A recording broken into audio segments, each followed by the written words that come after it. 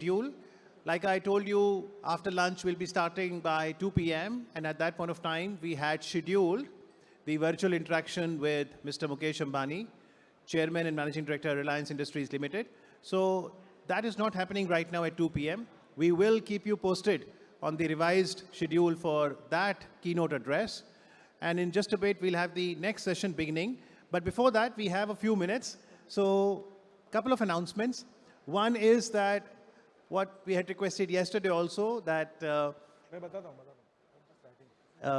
let's get the sofa seats reserved for our invited guests, the chief guests, guest of honor, dignitaries, our past presidents, our council members, the chairperson of the regional council members, and a couple of people from the platinum sponsors.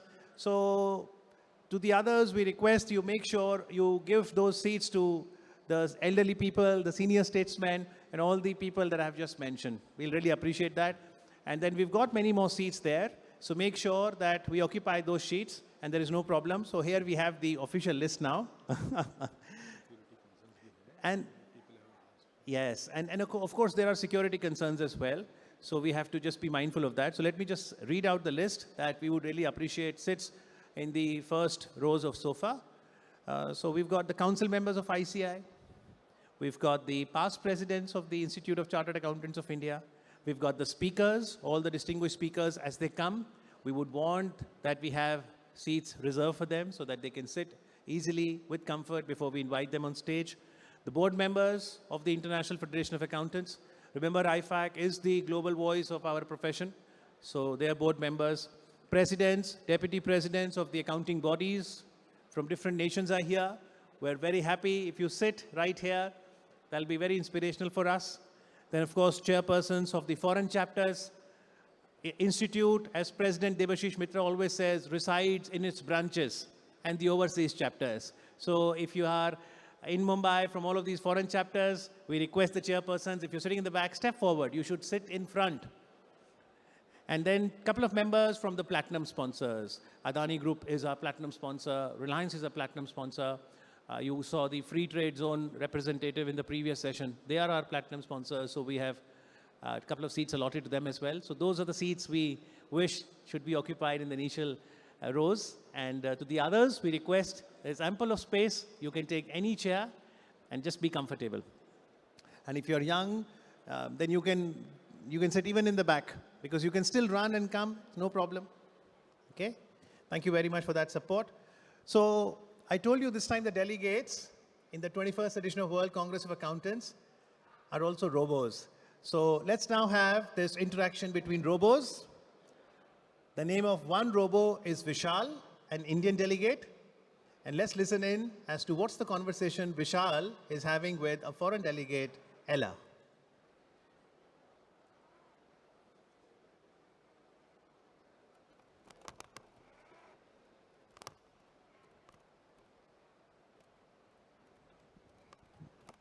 So here's one robo. See how they listen into the instructions. Here's the other robo.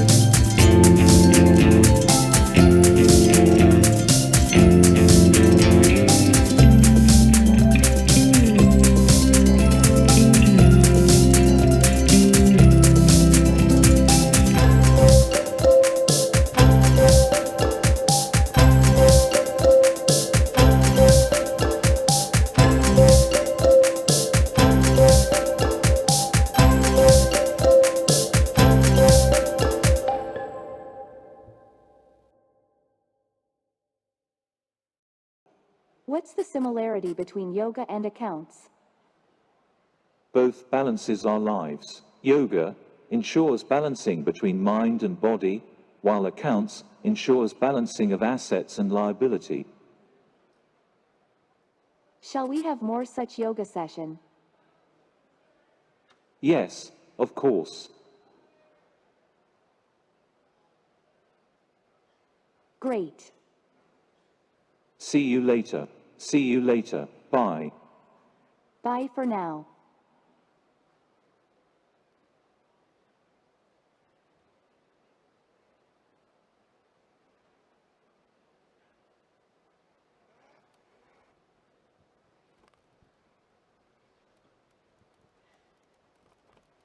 A round of applause for the robos and their interaction. Thank you very much, Ella. Thank you very much, Vishwas. This is the future of accounting as well. Many of the mundane tasks that can be put on loop can be handled much better with greater efficiency by technology. And I think that is only an opportunity for humans to think to the next level. So there's no conflict of interest per se. Okay, so in just a bit at 2:30, we will be starting here in the Jasmine Hall of Geo World Convention Center, a plenary session on the topic, Building on Effective Ecosystem for High Quality Sustainability Disclosure. That's the session that is coming up next in just a few minutes. But since it is about sustainability, I would like to seek your attention and cooperation about a sustainability measure that ICI is embarking upon.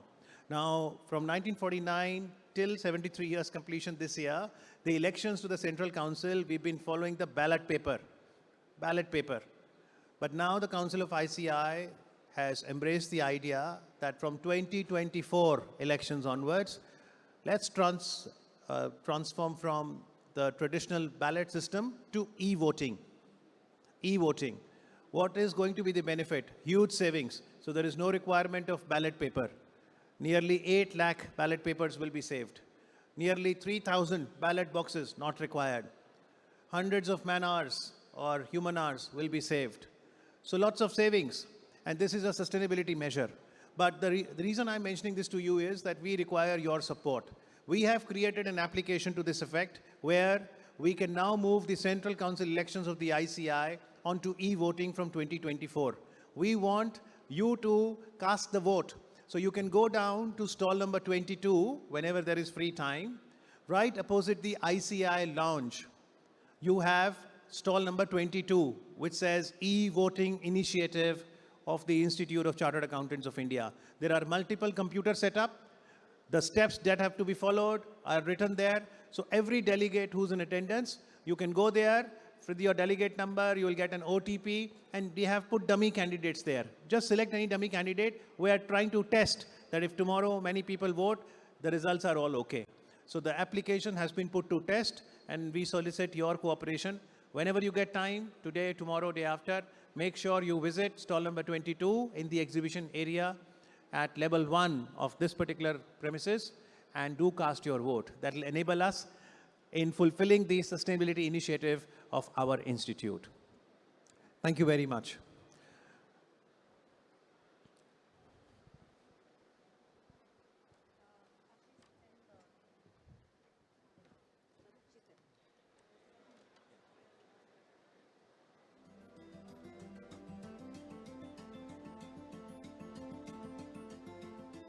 So we're all set for the next plenary session, and I'd like to invite my colleague, Dr. Gopika, to continue from here. Thank you.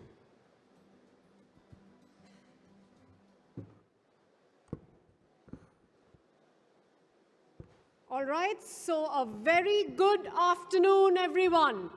Post-lunch, we would love to see loads of energy here in the room because we have a very exciting session coming along.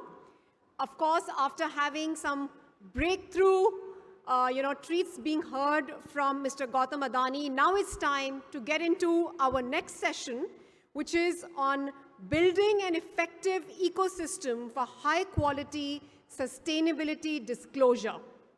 And this session is about leadership from the global organizations like ISSB, IAASB, IESBA, and IPSASB to discuss how their respective standard-setting activities work together to support global high-quality sustainability disclosures.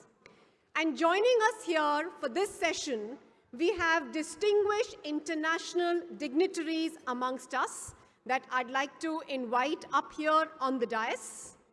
May I please request Mr. David Isherwood, Chair, Forum of Firms, to kindly come on the dais. Mr. Ian Carruthers, Chair, International Public Sector Accounting Standards Board, to kindly take their seat on the dais, please. Mr. Tom Seidenstein, Chair, International Auditing and Assurance Standards Board, to kindly accompany Ms. Gabriela Figueiredo Diaz, Chair, International Ethics Standards Board for Accountants. And we will have our virtual joining from Ms. Lloyd, Vice Chair, International Sustainability Standards Board, and Mr. Martin Moloney with his video recorded message. To set on the onset, let's give a big round of applause to the distinguished panelists present here. I'm going to take this opportunity quickly to introduce them briefly to you all. Mr. David Isherwood, he became the chair of the Forum of Firms in November 2017. He's a partner audit advisory UK residing within the firm's audit technical department, and he specializes in the audit methodology. We have Ms. Lloyd, who's going to be joining us virtually very soon. She served as a member of the International Accounting Standards Board from 2014 and has held various positions in investment banking, both in UK and in Australia. We have amongst us Mr. Ian Carruthers, Chair, International Public Sector Accounting Standards Board, who became the chair in 2016, having been a board member since 2010. We have amongst us Mr. Tom Seidenstein, Chair, International Auditing and Assurance Standards Board. He commenced his 3-year appointment in 2019, and his career has spanned both the private and international standard setting. And we have Ms. Gabriela Figueiredo Diaz, Chair, International Ethics Standards Board for Accountants with us, who took the office as the chair on January 1st, 2022, and has extensive experience in international standard setting. We would also be hearing from Mr. Martin Moloney, who's sent us a video message, who's the Secretary General, International Organization of Securities Commission. Having said that, with such distinguished dignitaries here up on the dais with us, let's set this entire discussion to get started, and I would like to request a presentation by Ms. Lloyd, Vice Chair, to kindly be played, and to open the session and to be led by Mr. David Isherwood thereby. Hello, I'm actually going to present live, so can you hear me okay? Yeah. Yes. Yes, great. Well, firstly, thank you very much, and thank you very much for letting me participate virtually. I would have loved to have been there in person, had very many wonderful visits to India, but unfortunately we had our board week just ended yesterday, so I could not make it in time. But delighted to be here today to talk about the work of the International Sustainability Standards Board. So what I want to do today is to give you an update on the work that we're doing and on our objectives, and then I'm going to be very interested to hear the discussion with the panel. So as you may know, the International Sustainability Standards Board was established last year. The announcement to establish the new board within the IFRS Foundation as a sister board to the International Accounting Standards Board was announced at COP26 in Glasgow. And the role of the new board is really to achieve much of what the International Accounting Standards Board has done, to create an international language for reporting on sustainability risks and opportunities, in this case, to provide the information that investors need to inform their investment decisions, and to enable that to be done in a way which allows for global comparability around the world. So we're very much designed to meet the needs of investors. But also we are very interested, of course, in the needs of companies too. And what we hope to achieve through our global baseline is to create an efficient and an effective reporting system for companies too. A way for companies to explain to their investors what they need to know about the sustainability risks and opportunities they're exposed to, but also how they are managing those risks and opportunities, and also to explain their plans for transition, for example, for climate risk, to enable them to attract capital from the capital markets in order to effect transition. One of the things that we are very interested in and working on very hard is working with others within the reporting ecosystem to create a system that can meet multiple different needs using our global baseline of disclosure standards as a basis. So I'll talk about that a little bit more on the next slide. So you've already heard me talking a lot about this global baseline. The other thing you'll hear a lot when you hear anybody from the International Sustainability Standards Board speaking is about this idea of a building blocks approach. And what do we mean when we say a building blocks approach? We want our standards to form a common base of information to meet investor needs. But we know that there are others who are also very interested in sustainability information because it is just so fundamentally important to so many at the current time. So we know that jurisdictions have particular information needs that they're interested in. And we know that while investors have got a critical need for information about sustainability risks and opportunities, others do too, including for public policy reasons, because you're a customer, because you're a member of staff, because you're a supplier. Many want information about sustainability risks and opportunities. So we know that we need to work with others. And what we're doing is working with jurisdictions to ensure that they are able to use our standards as a starting point. But then when a jurisdiction has a particular information need that they want to meet, either because they want to meet a particular investor need, which has been the case in the US, or if they want to meet a broader information need, such as what's occurring in Europe at the moment, as you may know, we want to work in partnership with jurisdictions so they can use our standards as a base with incremental disclosures met to meet broader needs. The benefit of that is clear for companies because it's an efficient system. You can use our standards across the world and also use them as a base to meet broader information needs. Another important partnership we have as part of the comprehensive global baseline and the building blocks approach is that we've entered into a memorandum of understanding with the Global Reporting Initiative. And this is because we want our standards to work well with the standards of GRI so that we can meet both the needs of investors, but also broader information needs of stakeholders in a collected and connected way that's efficient for companies and effective for the market.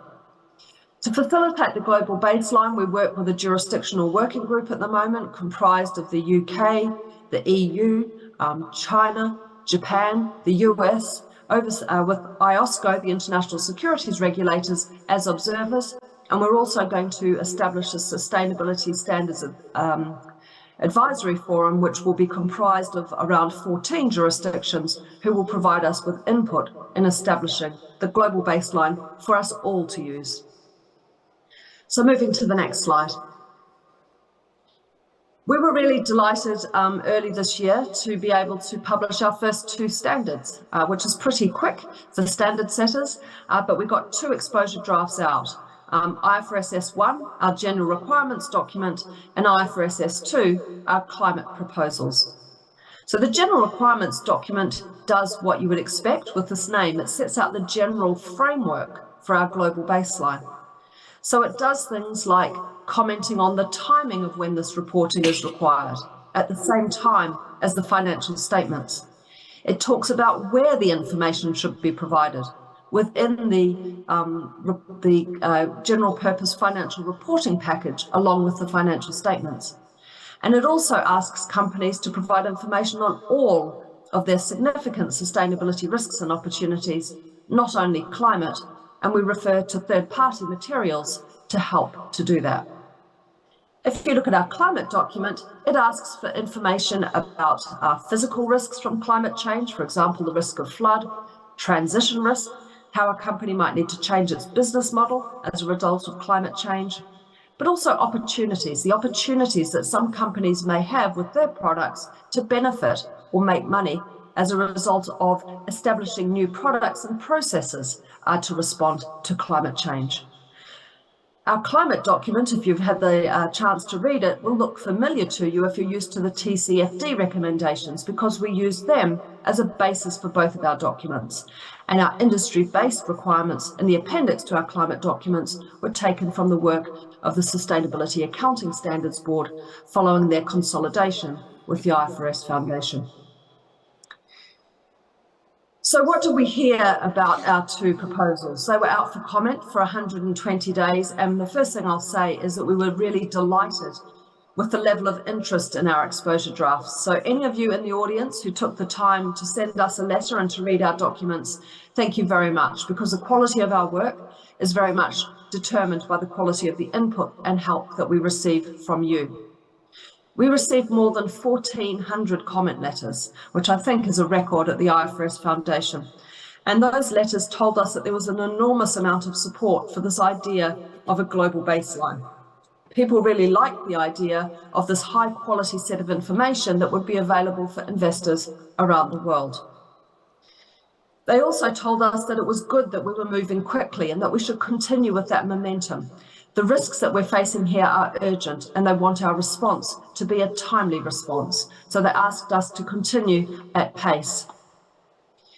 There was a lot of support also for the specific proposals in our documents, but a lot of requests for more guidance, more explanation, which really reinforced to me the fact that sustainability reporting is new to so many. We're going to need to take the time to make sure that we have enough materials to really enable companies to understand the type of information that we're asking for and why. So a lot of our redeliberations is working out how to better express the concepts and examples that we want to explain to the market.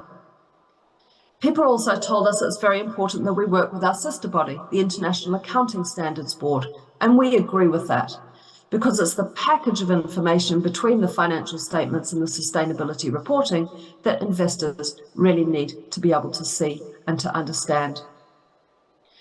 Another couple of key messages that came through in our feedback, which was really important. One is the importance of ensuring that our work does work well with jurisdictional requirements and the requirements of others.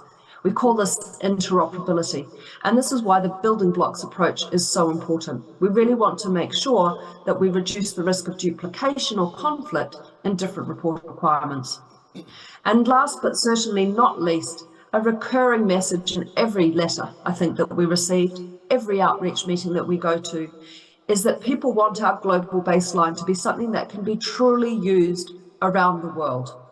People don't want us to establish standards that work very well for large, well-resourced companies in developed economies.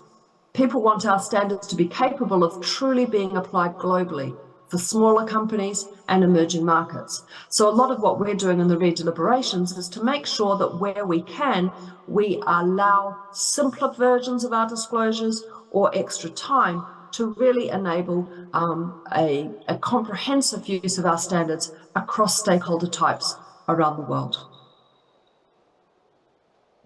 Now, we are working really hard to do our piece. Our piece is to write really high quality standards that ask for the right information in a way that is clearly understood and capable of being applied around the world. So we're working hard on that, but we can't do this in isolation. Ultimately, what we need for this to be successful is for our standards to actually be used around the world, and for the information that's provided when companies apply our standards to be of the same level of robustness and quality that investors can be as confident in the sustainability reporting as they are in financial statements. We want sustainability reporting to be brought to that mainstream financial reporting quality. And to do that, we need friends and partners. Many of them are actually on the stage today, but I'll talk a little bit about what their role is and why they are so very important to us. The first very important partner I'll talk about is IOSCO, so the International Securities Regulators. We're working with them at the moment very closely because we are working towards them endorsing the use of our standards for adoption around the world. We want their confirmation soon after we publish our 2 final standards next year that these are quality standards fit for purpose in the capital markets. That's an important catalyst to adoption of our standards. Then moving across to the audit world, we're working very closely with the IAASB and IESBA to make sure that we have got the assurance that we need to give people confidence in the quality of the information and the right ethics and ecosystem to really ensure that people can depend on the information that's applied when you use our ISSB standards. And we need jurisdictions to adopt our standards. So we're already in a number of conversations with jurisdictions around the world to encourage them to ask companies in their jurisdictions to use our global baseline to affect this global comparability that's so important. Now, a name that's not mentioned on the slide, but it would be remiss of me not to mention it, given that Ian is on the panel, is of course the IPSASB.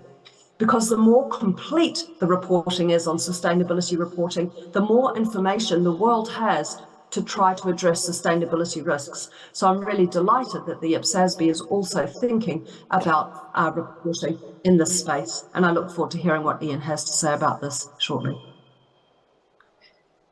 So we had a good week at COP27 just a few weeks ago. We had a delegation there talking about the work of the IESSB. And it was really interesting to reflect on the fact that we were born, if you like, at COP26 last year, and to compare that with the discussion about the IESSB just 12 months later. And so we were really excited with a number of key announcements at COP27. The first one, the announcement of a partnership framework. So an arrangement with over 20 private and public sector entities around the world to help us in supporting capacity building, understanding, adoption and implementation of our standards in a way to improve the understanding of companies, regulators and others in the system to support the capacity building that we need to get people started on a high quality sustainability reporting journey. We were also pleased to announce progress in our discussions with the European Union, where we're working towards agreeing an approach to ensuring interoperability between our standards going forward. That's important not only in Europe, but around the world, because companies with operations in Europe will be required to provide disclosures in accordance with the EU requirements. So we want to really ensure we have good interoperability between our requirements and theirs.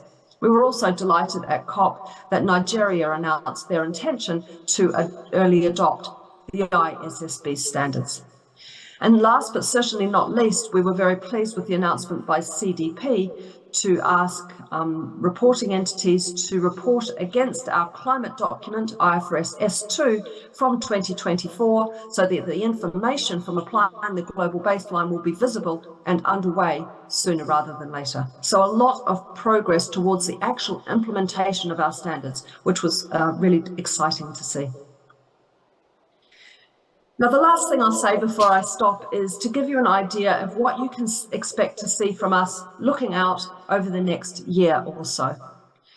So we're working really hard in our re-deliberations and are on track to finish the discussions on our consultation feedback around the end of this year and to issue final standards as early as possible in 2023.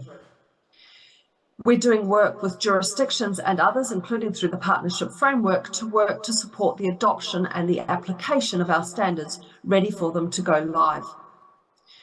We also are very aware that increasingly investors consume the information digitally. So we're working on a digital taxonomy, which will be the digital capture of the information required by the ISSB standards.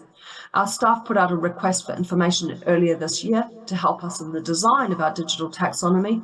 We had the first public discussion on that last week at our board meeting, and we hope to put out an exposure draft on our digital taxonomy around the time that we finalise our first 2 standards.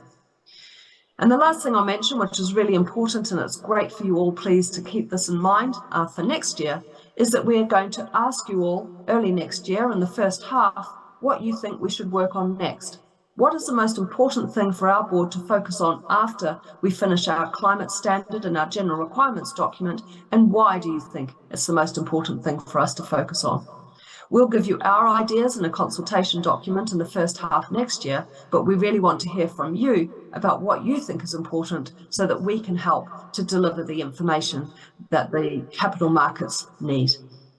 With that, I'm going to hand over to David for the panel discussion. Thank you for listening. Thanks, Sue. Thank you for those wise words, and congratulations on getting those 2 standards out, super high quality and in super quick time. I'd love to involve you in the discussion we're going to have on stage, but the kind of virtual, physical thing makes that slightly hard. So if I could ask you to take the role of a critical observer, and maybe I'll just come back to you in 45 minutes' time to get your views on how the ladies and gentlemen on stage have actually fared. So, ladies and gentlemen, I have some questions. I'll ask you each in turn a few things, but do feel free just to jump in and get a discursive element going if that makes sense. Tom, maybe if I could start with you, and maybe I'll do something around the ecosystem first, because Sue teed that up quite well. So we've got some big hitters on stage today. We've got the IAASB, we've got IPSASB, we've got yourself, and we've got IESBA. And not only that, we've got the leaders of those organisations on stage. So something must be important. So what is it, what's important about bringing us here together today just to talk about this? Well, first of all, thank you for being here. Thank you to the Institute and IFAC for hosting this event. I have to admit, I'm a little nervous with Sue behind us. It's as if I'm being audited myself as a standard setter. But I think it's really important to echo some of the points that Sue said. The goal here is to have companies and other entities report sustainability information that is ultimately trusted and useful for decision makers, including investors. And we ultimately want to get to the level of maturity, confidence, and comparability for sustainability information that we've achieved on the financial information side. This is even more important when policymakers, investors, and other stakeholders are seeking a more integrated view, a holistic view of corporate performance. And so, like in financial reporting, when you're trying to give that view, markets will be better off when we have a common, global, and high-quality baseline for reporting, for ethics, and for assurance. And this has to be combined, and we'll hear from Martin shortly, with regulation and oversight. So it's important that we, as standard setters who act in the public interest, work together to make the system cohesive. If we're all doing our different things and the different parts don't fit together, then investor confidence and the confidence of markets and the economies will be undermined. To some extent, you're only as good as your weakest link. So the good news, as Sue pointed out, that we are all working together right now, but we know we have a lot of work. We're just at the beginning of this important journey on sustainability. And that's another message I want people to have, is there's a sense of urgency, but there needs to be a sense of patience as this system matures. We got to where we are on the financial audit side after decades and decades of hard work. We're just at the outset of this important journey. And so there has to be an attitude that perfect must not be the enemy of the good. Yeah, I agree. And Ian, so Tom mentioned markets in that, and markets have react to it. But of course, there's a lot of people looking at this, IAASB, GRI, SEC, etc., a whole raft of acronyms there. But public sector is really important, and you're going to tell me I've got these statistics wrong, but I always, as a rule of thumb, say that between a third and a half of global GDP is public sector, and more than 25% of people employed are public sector. So if I've got those numbers right, in that context, how important is sustainability disclosure to public sector? So I think public sector is a really important part of the ecosystem for, I think, probably many of the reasons really that Tom's already mentioned. And you know, I think if you just sort of think in terms of context, in terms of government's own activities around the world, it employs 20% of the global workforce. So that alone, I think, is important. It's interesting that, you know, very much the focus that Sue spoke about was, if you like, an investor focus. And I think commonly people don't really associate that with the public sector, but that's where the World Bank in its report calling for sovereign reporting on climate and nature-related issues emphasise the statistic that governments are 40% of the global $100 trillion bond market. So they do have, there should be the same degree of interest from investors as there is in the corporate side, but I think that often actually gets missed.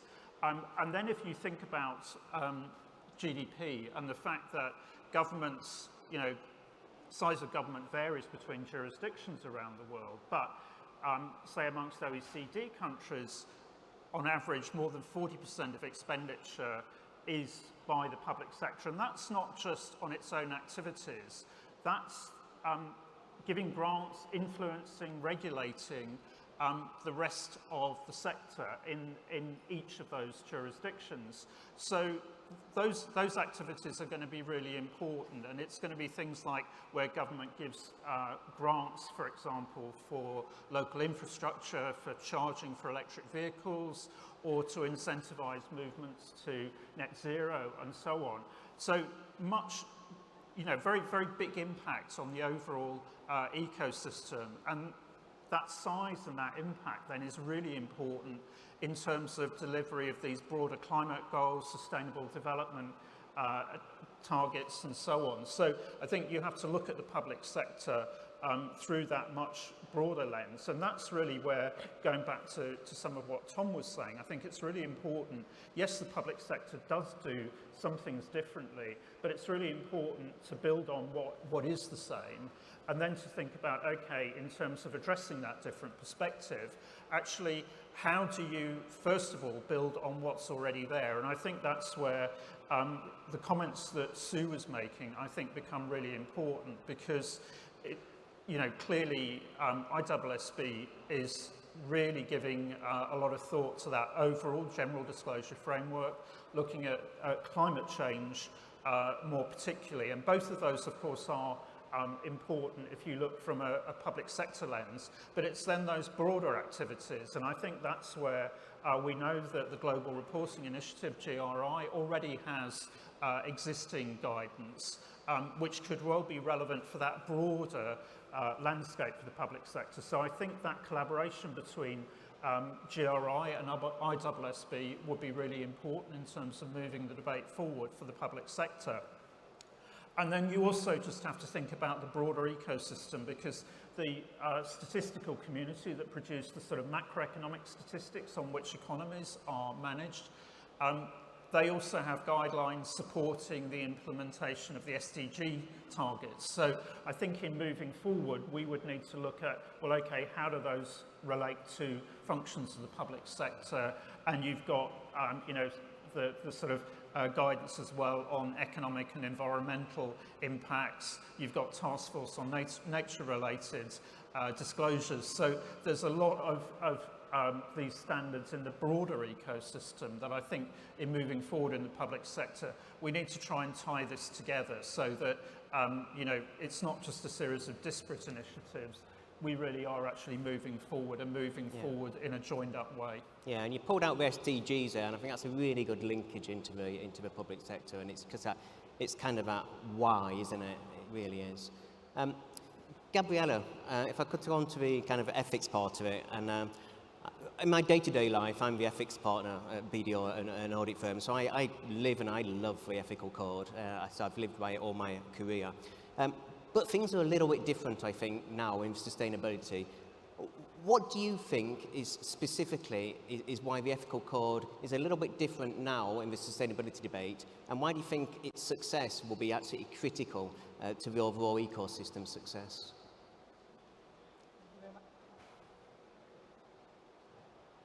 Is your mic not working?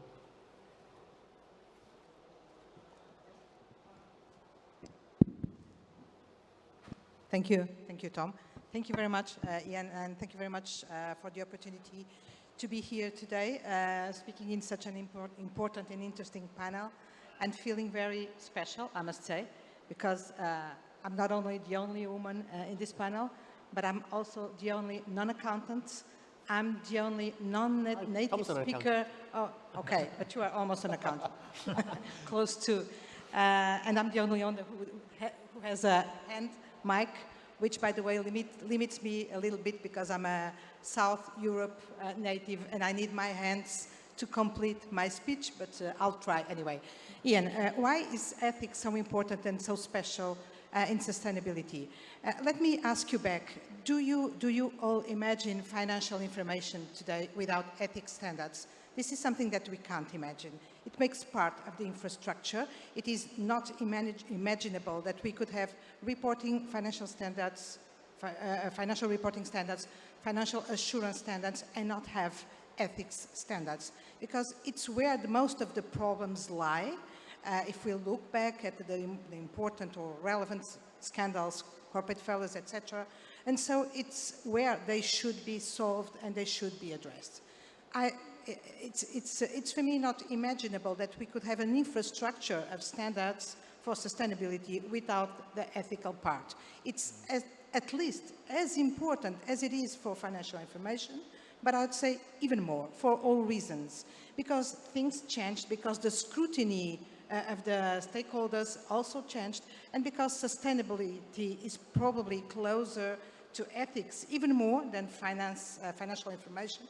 So these standards are as needed as for financial information, because sustainability information must be reliable, and must be reliable to allow sustainability itself to remain something that we believe upon. So, and to be reliable and to foster trust, we need these ethics standards. And don't misunderstand me. Ethics is not about, in sustainability or in financial reporting, is not a moral narrative. It's about walking the talk. It's about creating the conditions for what the reporting standards and the assurance standards set, but creating the conditions for it to happen. So, for me, ethics in sustainability is something so logical, so inherent, that sometimes I have difficulties in explaining why is it so important. So, what about the IESBA role here? We have a code of ethics, as you know. The code of ethics already has a lot of material, which results from a long experience and work on the ethical side for financial reporting and assurance. So we will build upon an important set of standards and knowledge and experience, but of course it needs to be adjusted. It needs to be thought different, because sustainability calls us to think differently. We can't just transpose our thoughts and our work from financial reporting and assurance into sustainability reporting and assurance. And so that's what we are proposing and suggesting to do. Just one more thing, thought. Sir Lloyd mentioned the need to have corporate sustainability reporting standards and assurance reporting standards.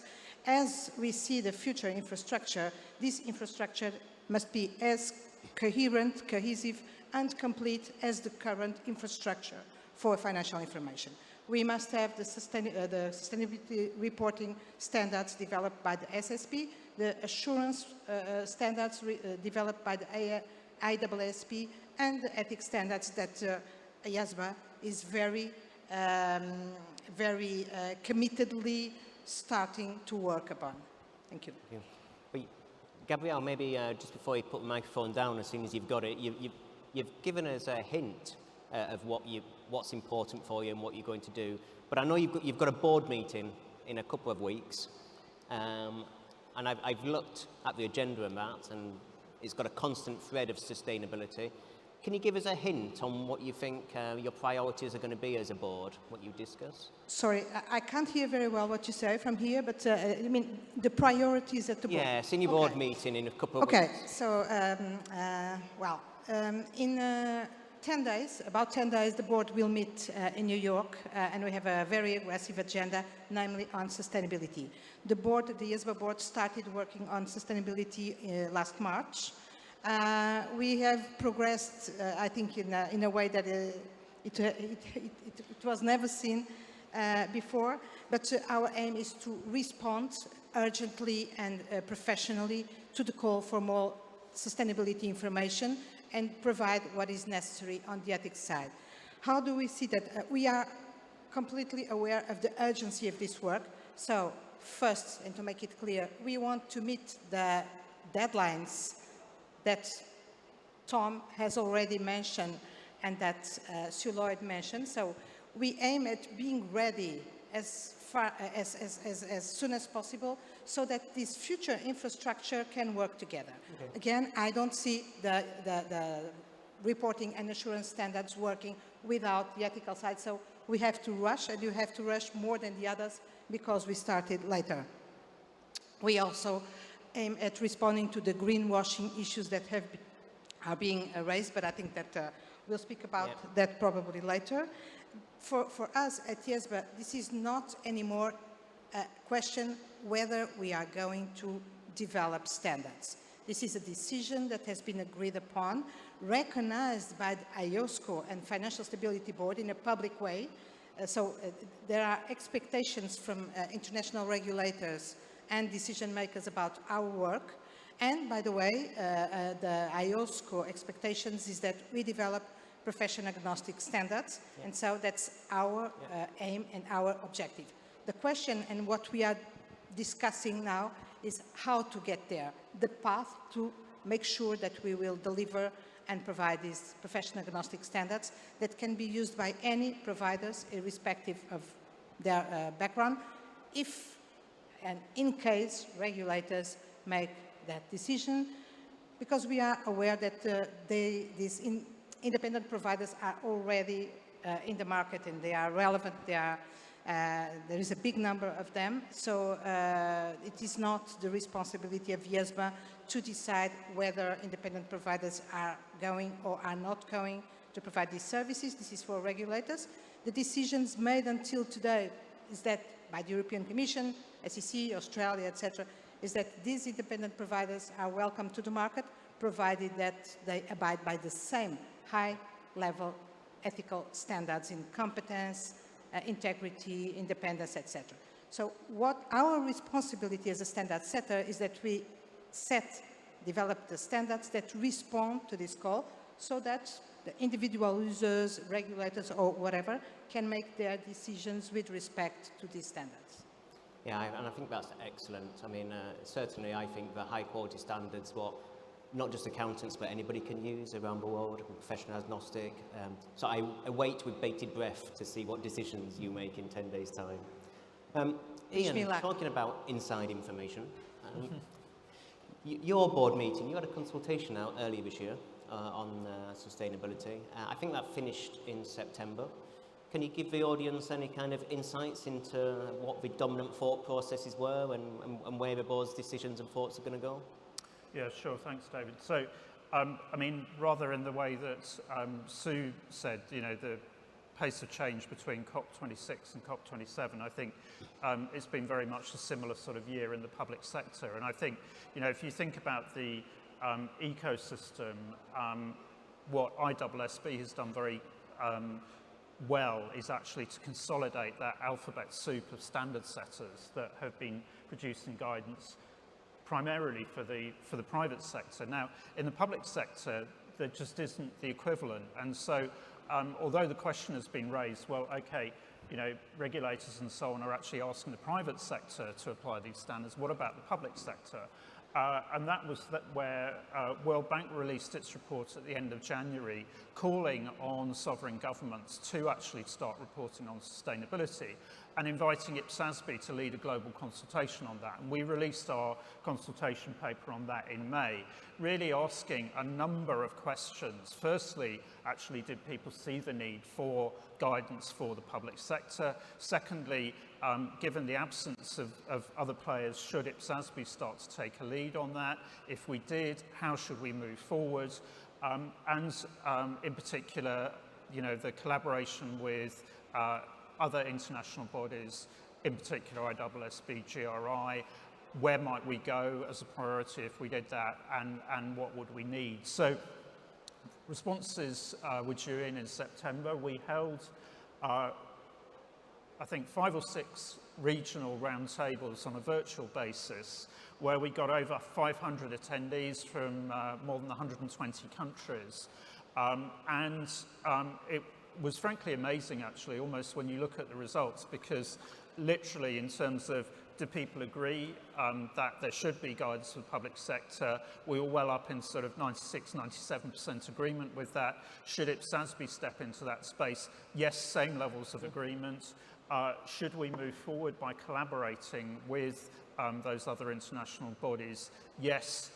Was it appropriate to move forward with a general disclosure framework supported by climate based on the ISSB guidance? Yes, all of those were actually supported. Now, we've also been working through the written responses that we received, and I think that's where you get some more nuance into the picture, because there people are saying, well, yes, we support you on doing that, but equally, make sure that you don't do this at the expense of your financial reporting work, because there's an incredibly active program there, and also we see a very rapid expansion of the use of accrual around the world. So that work is really important, but we also want you to work in this space as well. And I think it chimes with the fact that you know, we've also had very good responses to the other publications that we've put out during the year. So, for example, on natural resources, where we're looking at that both as a financial reporting issue, but a broader reporting issue. And also, we've been working with the budget community as well, and recently we released some proposed additional guidance on service performance reporting. So we've got an existing piece of guidance, which, by the way, IAASB doesn't have an equivalent for at the moment. So how do you report on individual programs? And also, what's the interplay with longer-term financial sustainability? Again, we've got guidance there, and that needs to be drawn on. So really, where might the board go? And we're meeting to consider all those responses in a couple of weeks' time. I think it's fair to say that what we've heard from stakeholders has reinforced those initial views from the board about, yes, it would be appropriate to move forward. Certainly the message in terms of collaboration, I think that would be absolutely crucial, not only individually with ISSB and GRI, but we need them to really put some flesh on the bones in terms of how would they work together. And then I think really the question comes down to, do we have the resources to move forward? And that really is where, at the moment, the question remains open. You know, I'm pleased to say that we have had one firm offer of help from the ACCA. That was very welcome. We also have a number of other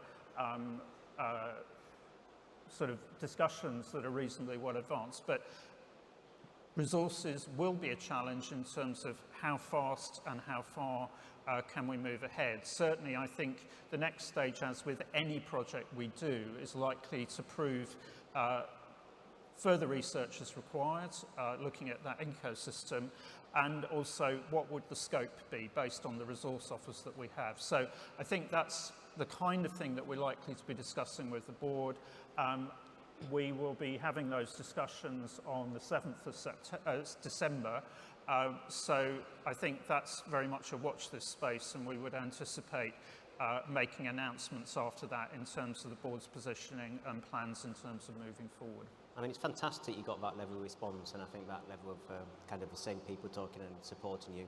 If I was a betting man, I'm reading your mind and thinking, are you thinking about doing some kind of disclosures or some kind of guidance? But I know you're going to tell me to wait until you have your board meeting, but I think that's the case. Tom, your board discussions are a little bit further ahead, perhaps, than everybody else on the stage.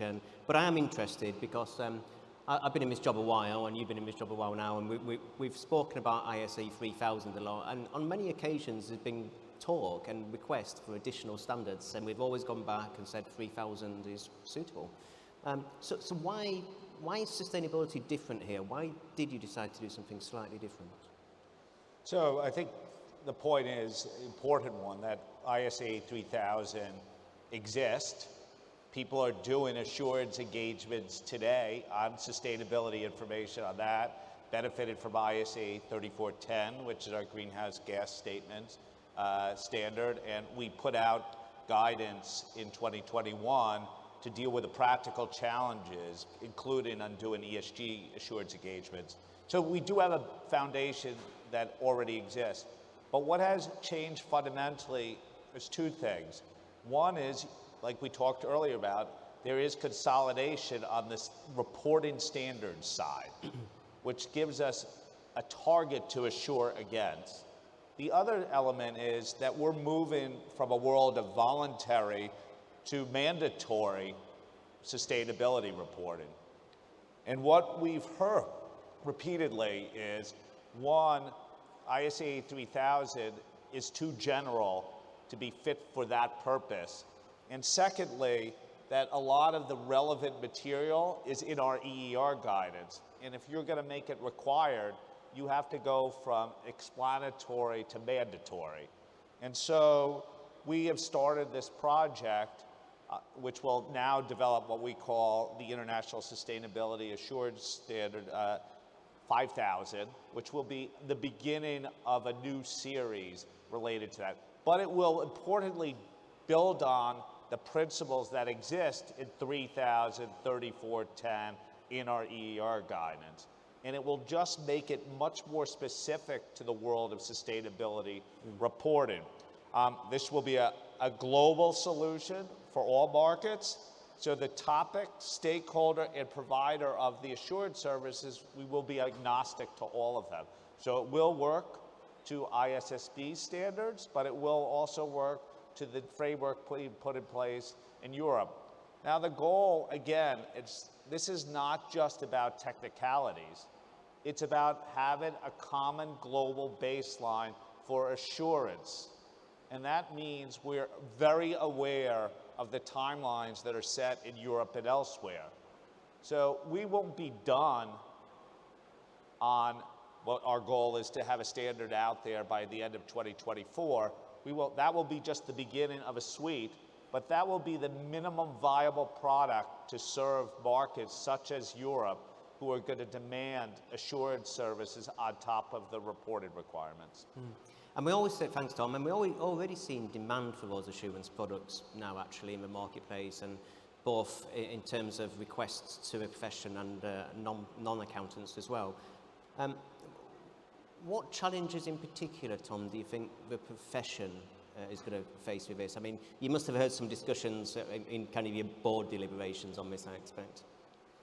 Well, I think, you think about where we're going on this, and there are a number of issues about assurance on sustainability information. Like, they're going beyond the boundaries of normal corporate reporting. So, for example, Scope 3 emissions, that's beyond what the company itself is doing.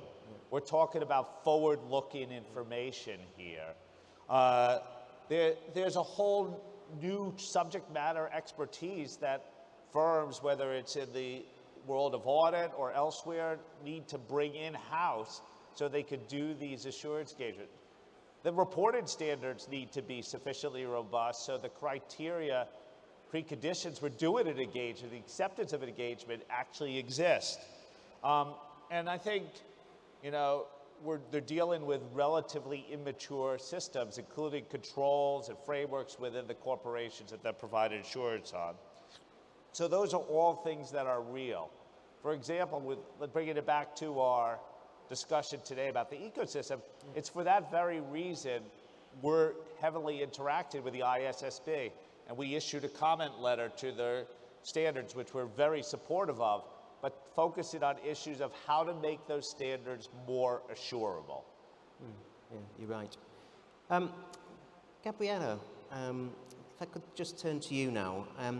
And part of this, I'm thinking of regulation actually, but ethics, it forms a absolute foundation which every accountant has learned since the very first day he or she started their apprenticeship, and we've learned how to behave in a certain way according to your code. But with sustainability, we're starting to see non-accountant profession being offered in, and indeed, there's a real demand for your code to be applicable to non-accountants. What challenge, I guess I've got probably a three-part question here. What challenges do you have writing a code which is more profession agnostic. And I think my second part of that is, what role do you think regulation will have in making your code successful to non-accountants? Well, yeah, it's this one. So thank you for that question, Ian, because it touches upon one of the most relevant topics that we are discussing today. After having overcome some questions about if we were going to develop standards and what kind of standards, this is already decided. Our big question now is exactly how to do it and why to do it. Yeah. It's not only how, but also why. Because, of course, we got a request or a call from IOSCO to develop profession-agnostic standards that could apply to these independent providers. But, of course, we want to know and understand why is this a reasonable request. And the fact is that from what we could understand and know until now, also with the help of IFAC's research and etc., is that more or less half of the market today is being fulfilled by independent providers. Yep. So they are relevant, they are sitting at the table of regulators almost everywhere, discussing what they want and what they need. There is something that is certain for us: the level must be, the bar must be very high for everybody, professional accountants and non-professional accountants. We are not thinking about calibrating anything for non-professional accountants. We are not thinking about using any proportionality clause or whatever. That must be the same bar. The difficulty is that for professional accountants, non-professional accountants, it may be difficult to understand the package, the current package that we have for professional accountants. The language, the drafting, the structure, etc., is complicated even for accountants, and that's why we are always being requested to provide guidance, explanation, examples, etc.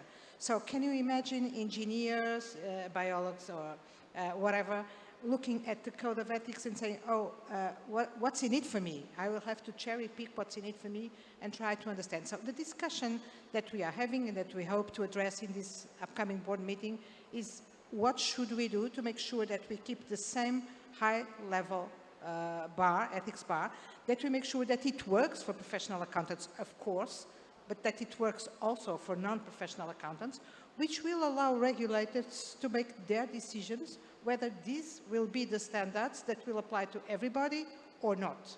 And I would say that there is no, we can't imagine a final decision from regulators saying, these standards are good for accountants, so okay, but the non-professional accountants, they will abide by their specific ethics standards for engineers or for whatever. That doesn't work. That is, again, the call for consistency and against fragmentation that Sir Lloyd so well put here.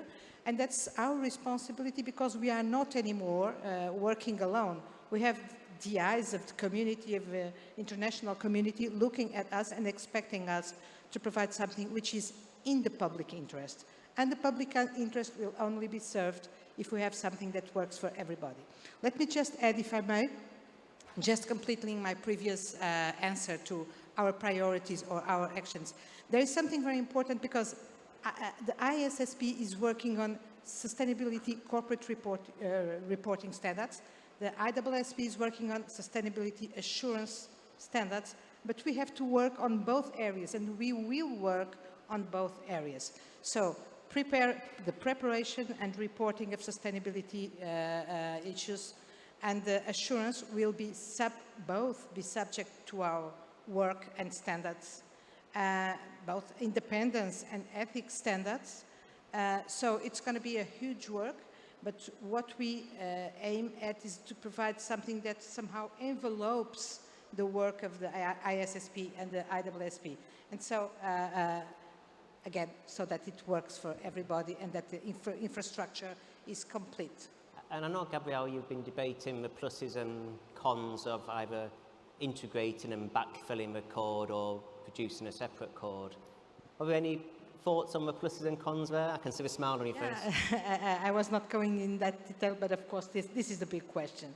This is the big question because of course there are arguments in favor of adjusting the code and making changes throughout the code so that not only the code covers sustainability, reporting and assurance, but also that it covers these matters in a profession agnostic way. And this is one option, or there are many options. The opposite, or on the other extreme, we have the option of having something separated, something that applies both to professional accountants and non-professional accountants, nothing special for non-professional accountants, but that is separated from the code, which can allow some advantages, namely the advantage of not touching the code. So this is very new for all of us. Agreed. We are taking risks, all of us, but we have to take them. If we don't take them, we will be too late. In the case of IESBA, some people, we are undertaking a lot of outreach. Some of them say, hey, you are too early. It's too early to speak about ethics. And some say you are too late. The others are already working, and you have to jump in the train while it's already moving. We probably are in the right place, but what I can tell is that this is a risk for everybody, and we understand that this is a risk. And being a risk, we should mitigate the risks because I'm sure that we will not get it right at the first time. We have to do it the best way, and then see. Got to be brave. Ian, while we're just talking about regulation, IOSCO has been mentioned quite a lot here as a driver for everybody and also a benchmark as to expectations. Not quite so relevant in the public sector, but where is the regulatory aspect in the public sector, and is that driving your thinking at all? So, I mean, in terms of regulation, if you think about any international standard, be it audit, ethics, public sector standards, the ISSB standards, IAASB standards, inevitably those are implemented through regulation at a jurisdiction level. So I think jurisdictions have a really important part to play in that, and I think that goes with what Sue was saying. The trouble is, of course, you know, regulators and government, you know, you have politicians there, and politicians are always keen on something that sounds wonderful, but it's sort of, you know, make me honest, but just not yet until the other side of the election. So I think, you know, it's about the incentives to regulate appropriately, and by that, I mean, I think, you know, we're all stakeholders in what the public sector does. We all pay taxes, so it's really important to us that the money is spent well and it's spent wisely, and that we have assurance about that, which is where you need international standards. It's certainly where the points that Gabriela was making about ethics come in. It's where the points that Tom was making come in, because although the supreme audit institutions in each country have their own standards, those are strongly influenced by the standards that Tom's board set. So it's about how do you actually get people to implement those at a jurisdiction level. And I think, you know, clearly there is the pressure from us as the voters and so on. But I think the regional and international organisations become really important. So I think, back to your point, IOSCO certainly, I think, could become a lot more important if that point about the size and the relevance of governments in the international bond markets is taken on board. And that will be particularly important when you think of the challenges that governments have post-pandemic. A lot of governments' levels of debt gone up significantly. So you really need not only the sustainability information, but the financial reporting information.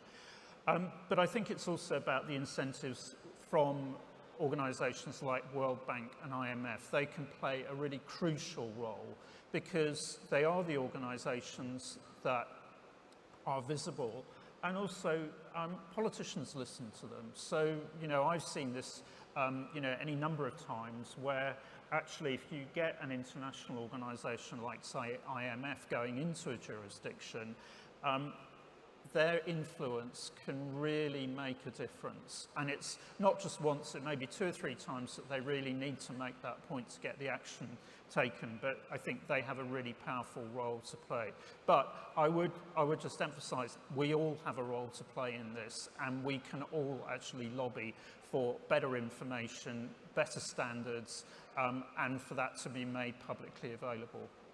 Okay. And if I just pick up that point with you actually, Tom, I mean, Ian just said we've all got a part to play, and both you and Sue mentioned that actually to make the full impact, it's high quality reporting which is assured, so people have trust in it. Now, I've already said you're ahead of part of the ecosystem in this game, but to make assurance successful, what do you need from the other players in the ecosystem? So I think we all have to be very determined and committed and understand we're in a race a little bit against time on this. Standard setters traditionally like to go at a very deliberate pace. And this is, first of all, the challenges facing our world are going to be deliberately paced. So we have to make as much progress in a short amount of time that we can, and conscious of the public policy objectives here. So that's the first thing. Secondly, from all of our standpoints, we need everyone in this room to speak up and participate in our processes. Because we only benefit, all of us have open due processes, but we benefit from consultation. Make it best. For the standards like ISSB, we will continue to engage on the assurability. Like, we're dependent upon IESBA to do their work on ethics. Obviously, we want the standards to be applied to the public sector. But ultimately then, once we put the standards in place, it's up to those in this room to implement them in a high quality manner, in a way for the profession to rise to the challenges, as it always has, in my opinion, to make the world a better place by ensuring not only is capital allocated efficiently, but also sustainably into the future. And if we do that, not only will you have the trust of the world's economy, you will encourage the next generation of professional accountants to want to be in this space. And this really reminds me of, I'm not an accountant, and I said that, and so maybe I appreciate the role that accountants play in this world, that it's unlike any other profession, that not only do you go ahead and you earn a great living, but you serve the public interest at the same time in accordance with high ethics. And we together, high quality standards, working together, implemented effectively, could make the world a better place. Well said, sir. I can see Sue's appeared on the screen, which must mean I'm pushing against time.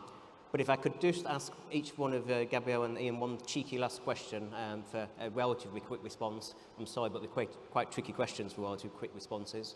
But Gabriela, you mentioned greenwashing earlier.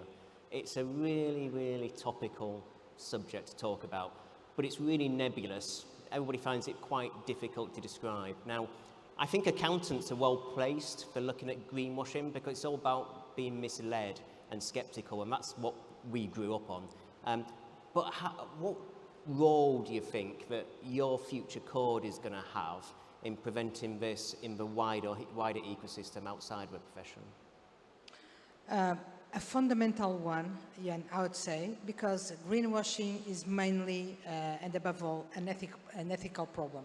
When you have greenwashing, which is dressing up a brown activity with green clothes, this is what we are talking about. Of course, it's very difficult to define. You can have many definitions, but at the end what you have is something that is not well reflected in the sustainability information that appears as being sustainable or more sustainable than it is. So there is an ethical problem necessarily in such situations, because one of two things must have happened. If you report something that looks as being sustainable, or should look as being sustainable when it is not, whether those who reported or assured did not have enough competence, expertise, knowledge to understand that that information does not reflect the reality, or they do not have the information or knowledge to understand how to get the data, how to measure, or to get the necessary information to measure, etc. And this is a matter of competence. And the ethics code speaks about competence. Competence and due care is one of the fundamental principles, so it's all there. Or, most probably, you have greenwashing because someone along the value chain, the supply chain of corporate information, decided to present it in an undue way, in a biased way. And there you have integrity, one of the most relevant, if not the most relevant, ethics principle. You have a question of integrity. You have probably the preparer being subject to some pressure to prepare something differently from what he understands that.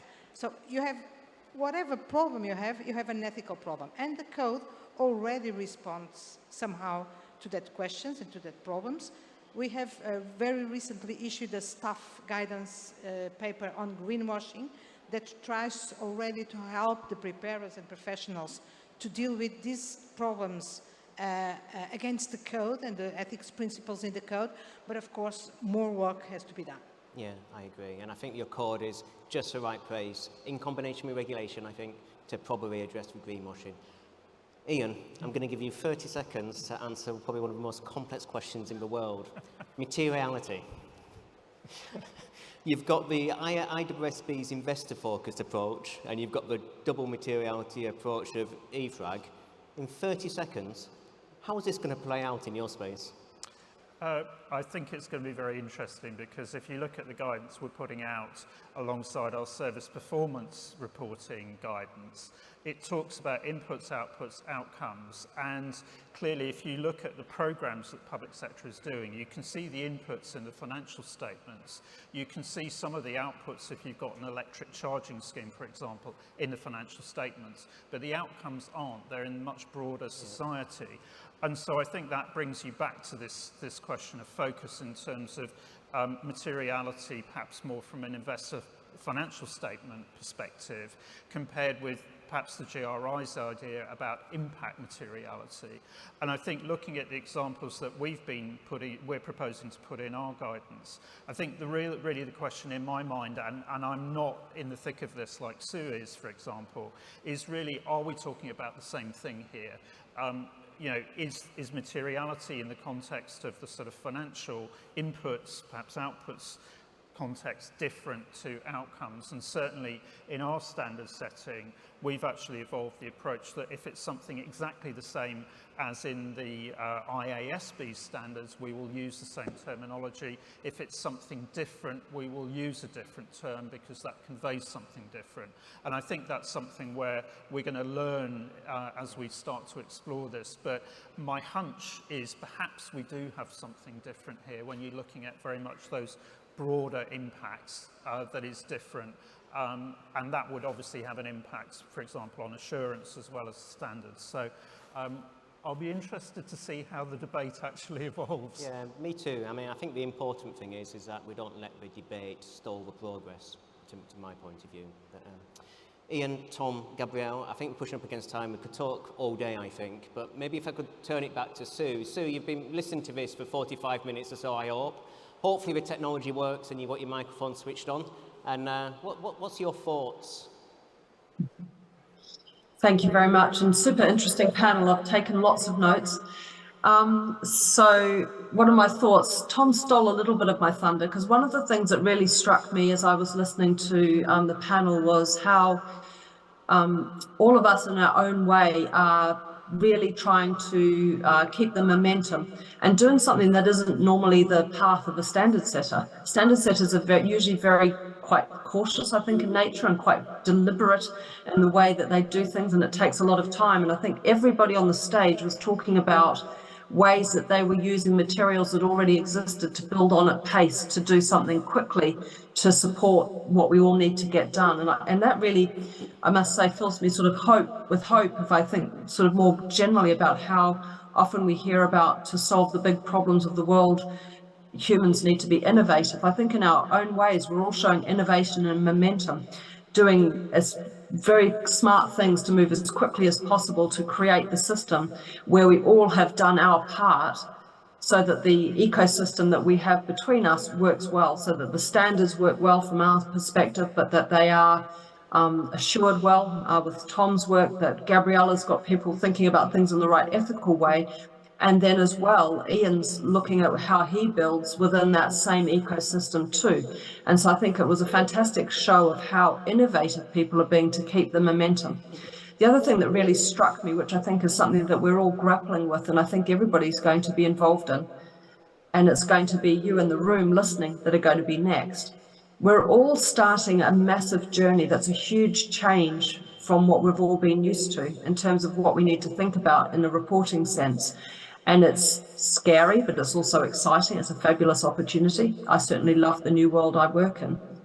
But it's going to be a system where usually we're used to an environment where everything sort of works perfectly in a way. We all know, we get into very minor debates about, the best way to measure debits and credits. And we've got a system that's very mature that we're used to from a financial reporting perspective. We're going to be all asked to start a new type of reporting journey where we're all going to be learning together. We're all going to be, the whole system has got to do the best we can with really good anchors that we're all trying to build, but we're all going to have to get going. And I think you can hear that with the standard setters on the stage. You in the room, when you are asked to do the reporting, are going to be asked to think about new things and new ways, and we're all going to learn together.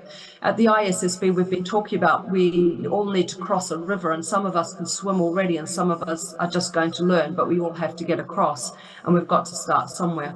And I think that very much what we were hearing today was about this big journey that we're all on, and how we're all working together to do it. But the last thing I'll say is I hope that this has actually been a very good illustration of just how much interconnectivity there is between all of us working together to get the system up and running. And I thank all of my friends on the stage for really giving that comfort and reassurance to everybody listening that this really is a partnership, which is a fantastic situation to be in. Thank you very much. Thanks, Sue. And many of your comments resonate immensely with me, and actually I sit slightly outside the standard setting fence, of course, as a practitioner. And in my career, I've never seen standards, one, move so quickly, and two, moved in such a joined up way. I mean, you're all talking to each other, that's real success. Thank you, everybody. I think we've just now, IOSCO has been mentioned more than once during just kind of an hour or so. And we've now got just a 5-minute pre-prepared video from Martin Moloney, who's the Secretary General at IOSCO. I think we'll just play that for 5 minutes. I think this is really, really, really insightful, and then just come back and wrap up if we may. So whoever's got a video, just play, please. So I'm really sorry I can't be with you today. I know I join you at the end of what I suspect has been a really great discussion on sustainable finance and building an ecosystem in which it can work. I'm sure it's been a really good discussion because I've sat on many panels with Sue, and I know she explains these issues really well, and I know Gabriela and Ian and Tom are all really passionate about making their contribution to building a sustainable finance ecosystem. I love the way IFAC has phrased the issue. The way I think about this now is we all are becoming increasingly familiar with the concept of tipping points, but in a bad way. We're increasingly becoming aware that the degradation of our environmental ecosystem is not going to be a slow, gradual thing, but that there are going to be tipping points and then sudden lurches when things get worse. But there are also good tipping points.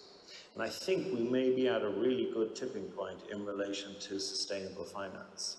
And the ISSB deserves a lot of the credit for that being the case, if I'm right about that. And as we work through the process of building towards ISSB standards, a question that we come back to again and again in IOSCO and in the ISSB and elsewhere is what really is a global baseline?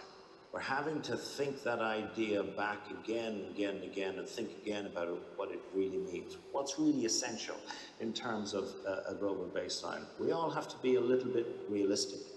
We live in a world with fragmented governance, and jurisdictions will make the mistake of competing or trying to compete sometimes when there's actually nothing to compete about. And jurisdictions will sometimes be slow, and jurisdictions will do things in different ways. So we can't expect a simple global solution to the question of accounting standards. But IOSCO has taken a very simple approach to this, deceptively simple, I sometimes think, and that's this. If you get to a point where a security from, let's say, Asia, a security from Europe, and a security from North America, and a security from India can all be compared and can be priced in part in relation to their sustainable finance impacts, their impacts on our environment, then you've achieved a global baseline. If they can't be priced, if the global market for sustainable finance is fragmented, then we will not have succeeded. I believe we will succeed. And it's not just about accounting standards, of course. It's not just about what the ISSB is putting in place, as crucial as that is. It's also about assurance. You need to have independent assurance of these accounts so that the markets can have confidence in them. IOSCO will be putting that at the center of its work in 2023, having done everything we can to help the ISSB to achieve the 2 standards that it's currently working so hard on. Meanwhile, I'd make this simple plea to you to talk to your clients about trust and transparency. In everything we do in the interim situation that we're now in, where we have really inadequate information about sustainable finance impacts, it's really important that all participants in financial markets are trustworthy and are transparent with our clients about what they can honestly, truthfully say about sustainable finance impacts, sustainable impacts, and those they can't say. Look, I really want to thank IFAC for the invitation to say a few words.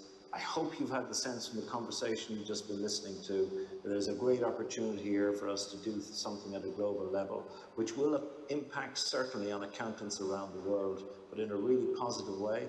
It's a potential here to enthuse new generations of accountants with what contribution they can make, not only to financial markets, but to helping us all with our environmental challenges. Thank you very much for the opportunity to say a few words, and I hope you have a great rest of the Congress there in India. Bye now. So thank you to Martin, and thank you to Sue, to Ian, to Tom, and to Gabriela. And ladies and gentlemen, I think you agree with me in just agreeing that the insights we've got over the last hour are absolutely valuable. And they also provide me, and I'm sure provide you, with absolute confidence that the standard setters are going to play their part in this. And when they do, it's then up to us as a profession to seize that opportunity and to deliver on it. Because there is an opportunity there, but if we do not deliver on it, then it's the world which is at risk. But not only that, it's also the profession, because for once, we're not the only players in town. There are plenty of other independent assurance providers here who are just willing to push up against us and overtake us to be the leaders in this field. So it's up to every single person in the room to seize these and to make sure that that does not happen. So with that, I'd just like to thank my panel and back to the compare. Thank you.